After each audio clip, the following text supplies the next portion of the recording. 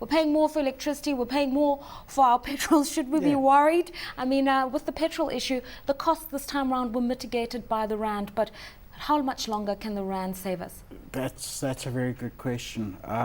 Fortunately, I suspect that we are seeing the weakness of the US dollar, the incipient underlying weakness of the dollar, driving both the dollar price of the rand up and the dollar price of crude oil up.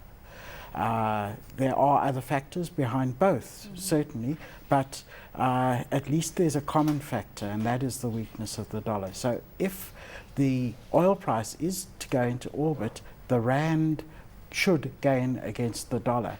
But you're quite right, it's a vulnerable situation. Right. We're in dead trouble if the two start moving in opposite directions. Just give us your estimations, if that's the right word, for what is likely to happen this year if we do continue to see a stronger rand and rising oil prices. There are calls for intervention to weaken the rand, but in the absence of any direct measures being taken by the SARB, what are we likely to see with regards to oil prices, petrol prices, and the exchange rate?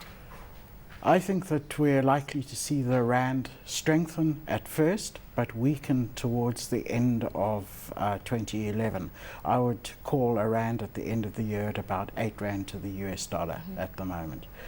The oil price, I think, is under seasonal peak pressure at the moment because of a number of factors, including the cold weather in Europe and in parts of North America, and also the loss of coal exports from Queensland in Australia because of the flood.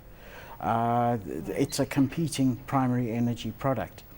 So I think that we'll see a tapering off of current oil prices, although the underlying trend of oil prices will continue to tick along upwards. So maybe not much more than $100 a barrel, but at 8 rand and $100, petrol could be above 10 rand again. Now, in terms of the impact on the inflation basket, we know that fuel accounts for something in the region of 3.7% of the CPI, with rising petrol costs, correlated rising food costs. Are we likely to see severe inflationary pressures emerge? Yes, I think that the inflationary pressures are going to arrive less because of the direct and even the indirect impacts of petrol and diesel prices in South Africa.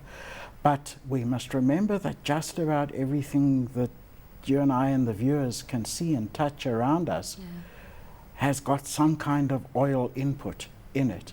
And therefore, if crude oil prices are higher this year than they were last year and the year before, prices in general, because of the feed-on effects into manufacturing processes and transport processes, are going to push prices up.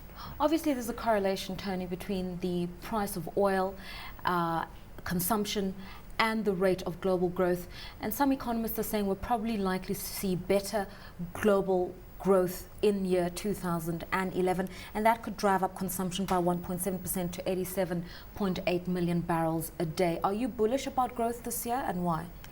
I'm not particularly bullish about global growth, but then again, I'm not that desperately worried. I think the problems could lie in 2012 rather than 2011.